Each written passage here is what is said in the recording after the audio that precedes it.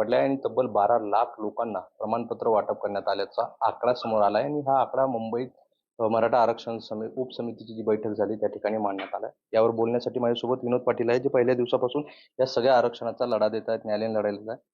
तुमच्याकडे काय आकडे सांगतात आणि कालच्या बैठकीतले आकडे तुम्ही पाहिलेलेच आहेत, काय तुमची पहिली?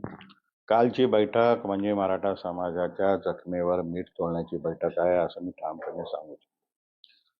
विभागीय आयुक्तांनी दिलेल्या आकड्यानुसार 310 प्रमाणपत्र वितरित झालेले आहे. प्रश्न असा आहे की विभागीय आयुक्त जे याला जबाबदार आहेत ते जिल्हानिहाय जर 310 सांगत असेल, माझ्या संभाजीनगरमध्ये 0चा आकडा असेल, तर मग हे लाखोचे आकडे सरकारने आणले कुठून?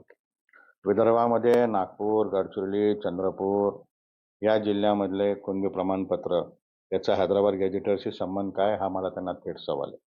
हैदराबाद गॅझेटियरची हद्द काय आहे? मराठवाडा.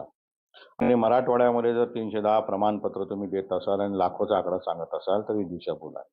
आता त्यांना थेट प्रश्न आहे की 310 आकडे जर याच्या संचिका पाहिल्या तर ह्या देखील जुन्या पुराव्या आधारित अर्जावर लिहिलेलं असेल हैदराबाद गॅझेटनुसार मला प्रमाणपत्र द्या, परंतु फॉर्मॅलिटी प्रोसेस हे जुन्या कुणबी प्रमाणे झालेली आहे, हे मी तुम्हाला या ठिकाणी सांगतो.